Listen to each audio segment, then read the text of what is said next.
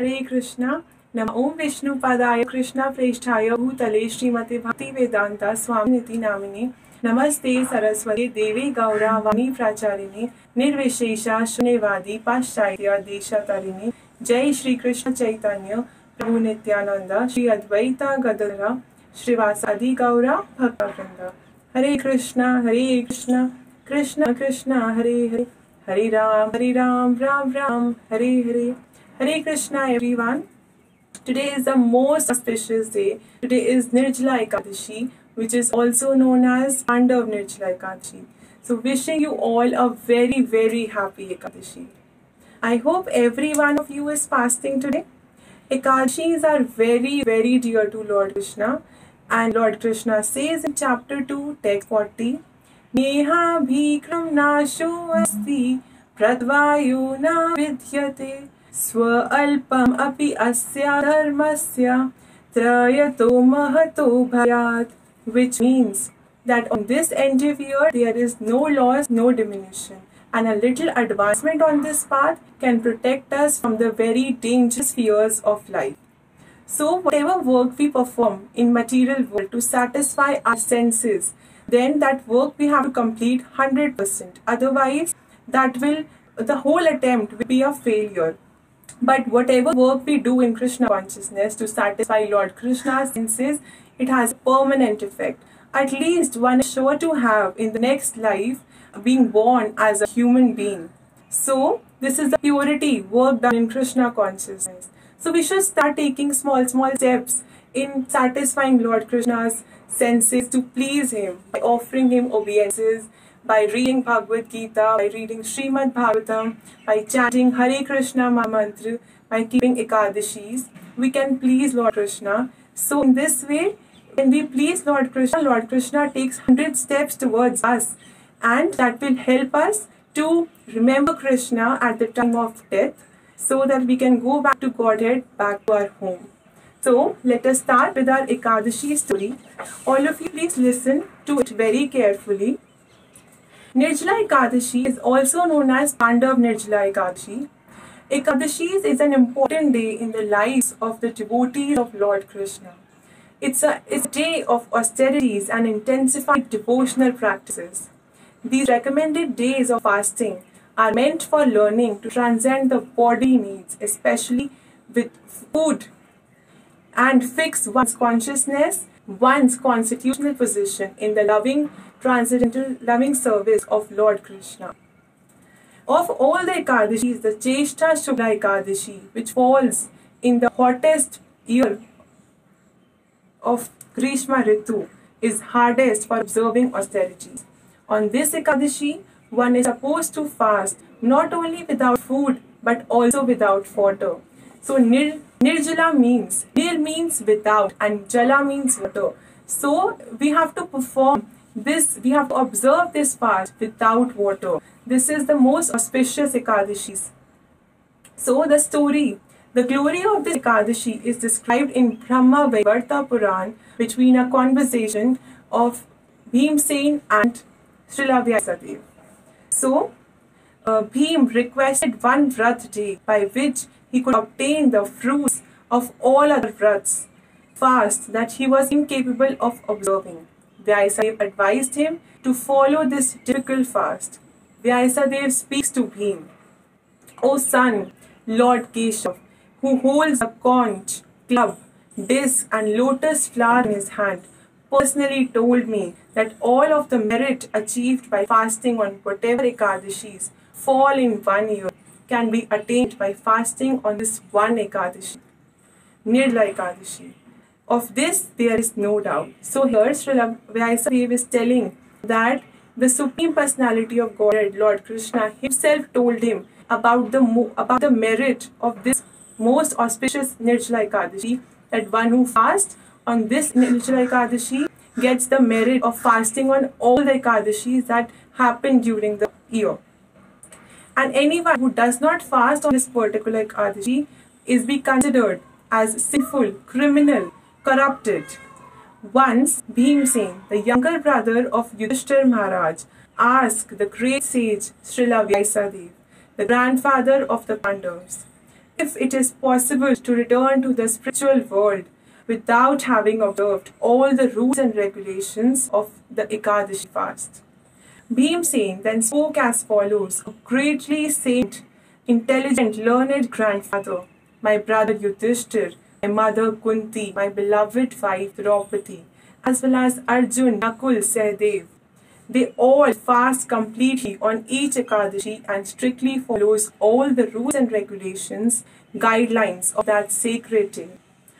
Being very religious, they always tell me that I should also fast on that day too. But, O learned grandfather, I tell them that I cannot live without even eating. So, has the son of Vayudev, hunger is unbearable to me. I can give widely in charity, worship Lord Keshav properly, with all manner of wonderful items, but I cannot be asked to fast on Ekadashi. Please tell me how to obtain the same merits without observing the fast. So here Bhim is asking Srila Vyasadeva that he cannot fast, he cannot even live a day, without eating. So how can he fast completely? So he is asking Srila Vyasadeva ji that tell me of a day which will give me all the benefits, all the merits of this of fasting on Ekadashi. Hearing these words, Srila Vyasadeva said that if you want to go to the heavenly planets and avoid the hellish planets, you should indeed observe a fast on both the light and dark Ekadashis. So, one should fast on Ekadashis to avoid going to the hellish planet. It's the most important Ekadashi. Bhim replied, O great saintly, intelligent grandfather, please listen to my plea. Since I cannot live, I only eat once in a day. How can I possibly live if I fast completely? Within my stomach burns a special fire named Vrika, the fire of digestion. Another name for the fire of digestion is Vrika. It is the most powerful fire that resided in Bhim's stomach. Only when I eat to my full satisfaction does the fire in my stomach becomes satisfied. So Bhim is saying here that he cannot fast. He cannot even stay without eating once in a day. So he has to eat. He cannot fast completely. So he is asking about the rules and regulations of Ekadashi so that he can achieve the merits. O great saint, I mightly possibly be able to fast only once. So I beg you to tell me of an Ekadashi that is worthy of my fasting and that includes all other Ekadashis. I shall faithfully observe that fast and hopefully still become eligible for liberation's release. So Srila Vyasadeva ji is telling Bhim that in Kali Yuga, however, no one will be able to observe all the occupational functions and activities properly, such as Vedic ceremonies and pujas. Nobody will be able to complete. We don't have all the resources, and we won't be able to do all the pujas, ceremonies, all the Vedic customs in Kali Yuga. So I shall therefore tell you how, at practically no expense, one can endure some small austerity and achieve the greatest benefit and resultant happiness. The essence of what is written in the Vedic literatures known as Purans, that one should not eat either on light or dark Ekadashi. So we should not eat. Observing Ekadashi strictly is a great aid in that process, and here Srila Vyasadeva is simply stressing to Bhim the importance of Ekadashi Vratam. So let's now hear the importance, the merits we will achieve by keeping Ekadashi fast. Let's hear. One who fasts on Ekadashi is saved from going to a hellish planet. Hearing this, Bhim became frightened and said, "O grandfather, what should I do? I am completely unable and ill-equipped to fast that day, twice in a month throughout the year. Please tell me of one fasting that will bestow the greatest benefit upon me." Vyasadeva replied, "Without drinking even water, you should fast on the Ekadashi that occurs during the light fortnight of the month of Jyeshtha, May-June, when the sun travels from Taurus to Gemini. One must certainly not eat anything for he does so, he breaks his fast. So we should not eat anything, otherwise we will break our fast. This is the most important rule, important guideline that one has to follow. This rigid fast is in effect from sunrise, the Ekadashi day, to the sunrise on the Dwadashi day. If a person endeavors to observe this great fast very strictly, he easily achieves the results of observing all 24 Ekadashis fast throughout the year. So this is the most important Ekadashi, Nirjala Ekadashi. One must follow it very religiously, very strictly. On Dwadashi, the devotee should bathe early in the morning. Then, according to the prescribed rules and regulations, depending on his ability, he should give some gold and water to the worthy Brahmins. Whoever fasts on this Ekadashi receives the merits of bathing in all the places of pilgrimage, giving all kinds of charity to worthy persons, and fasting on all the dark light Ekadashis throughout the year in one go. Of this, there is no doubt. Whoever fasts on this Ekadashi truly becomes a great person and achieves all manner of opulence and wealth, gains strength and health.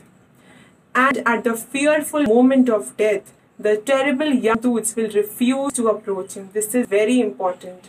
Rather, a faithful soul will be at once taken to the supreme abode of Lord Vishnu by the Vishnu Dutas. So we will not be disturbed by the Yamdutas. We will directly be transferred to the Vishnu Loka.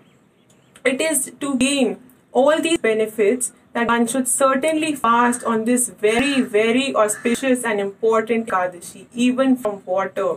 So one should restrain drinking water on this Ekadashi to achieve all these merits, to go back to Lord Krishna. When the other Pandavas heard about the benefits to be gained by following Jesha Shukla Ekadashi, they observed exactly as their grandfather Srila Vyasadeva has explained it to their brother Bhim.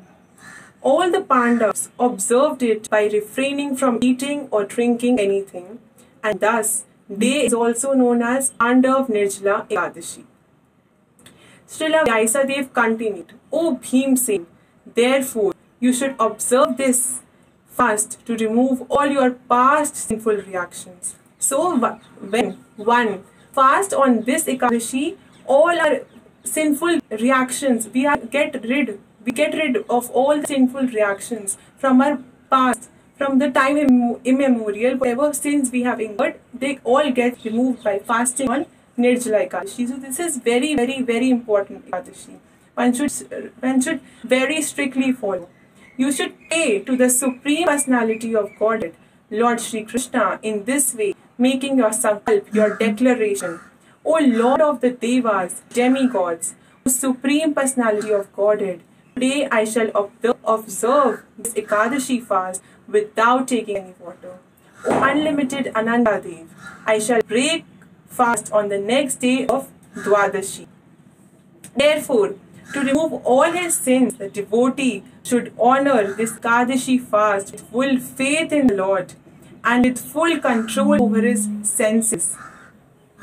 The sins that has been accumulated all become nullified and are burned to ashes. Such is the great power of this Ekadashi. Observance of this Ekadashi fast alone promotes one to the supreme abode of Vishnu. O best of the Kurus, if one donates cloth, gold or anything on this day, the merit obtained is imperishable. So we should donate gold, cloth, water to the Brahmins, to the worthy Brahmins. He will receive imperishable benefits. Remember, whosoever eats grains on Ekadashi becomes contaminated by sin and merely eats only sin.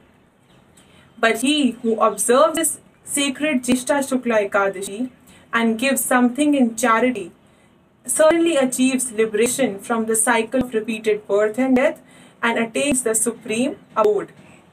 Observing this Ekadashi, which is merged with Dwadashi, frees one from the horrible sin of killing a Brahman, drinking liquor and wine, becoming envious of one's spiritual master and ignoring his instructions and continually telling lies.